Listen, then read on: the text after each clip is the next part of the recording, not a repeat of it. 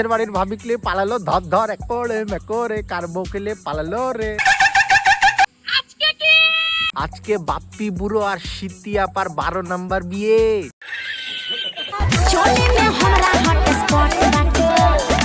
তার মানে এর আগে যতগুলা বিয়ে করেছিলেন সব রেপ্লিকা ছিল। আমি তো ভেবেছিলাম ওগুলা সত্যিকারই বিয়ে ছিল। তার মানে এটা বিয়ের ফাইনাল এপিসোড। আমরা কারো বিয়ে খাওয়ার লাগে মাতামাতি করি না। আরে রহিম ভাই যে আসসালামুকুম। আরে আমরা কারো বিয়ে খাওয়ার লাগে মাতামাতি করি না। তো কি খাওয়ার লাগে মাতামাতি করেন শুনি? রাত চাইতে জানি কার বিয়ে লেগেছে। কার আবার? সিতি আপা আর বাপ্পি বুড়োর। কেউ না জানি দাওয়াত পাই নাই। কে আবার দাওয়াত পায় নাই? আপনি দাওয়াত পাননি? তার মনটা পুড়ে হচ্ছে ছাই। আরে আপনার মন পুরে ছাই হয়ে লাভ আছে? সিতি আর বাপ্পি ভাই আপনাকে ডাকবে না, কি কারণে জানেন? আপনি যে খাতারনাক খিলাড়িয়ে যে ভাইব্রেশন করতে করতে করতে করতে ওখানে কোন সুন্দরী মেয়েকে যে জড়ায় টড়ায় ধরবেন, এই কারণে আপনাকে ডাকবে না ওরা। স্মৃতি আপু ফোন করে আমাদেরকে বিয়ের দাওয়াত দিয়েছিল 1 সপ্তাহ আগে। হে মিথ্যা কথা, আপনাকে তো বিয়েতে দাওয়াতই দেয়। আসলে আমরা গ্রামের খ্যাত, তো কোনো জায়গায় গিয়ে ওইভাবে মিশতে পারি না। তো আপনি গ্রামের খ্যাত, কারোর সাথে মিশতে পারেন না শহরে, তো আপনি আবার ওই বিয়েতে যাচ্ছেন কেন? কিন্তু আমাদের এই সদর আপা আমাকে ছাড়লোই না।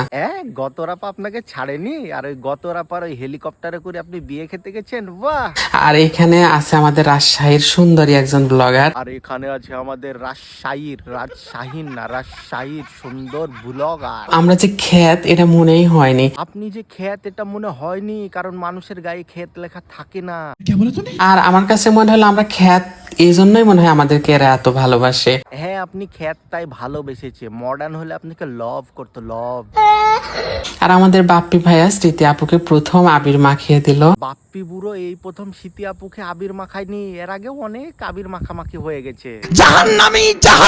আর আমি একটা ভাঙা খাবারের বক্স পাইছি। ছি, একজন সম্মানী মানুষকে তোমরা ভাঙা খাবারের বক্স দিয়েছো, ছি।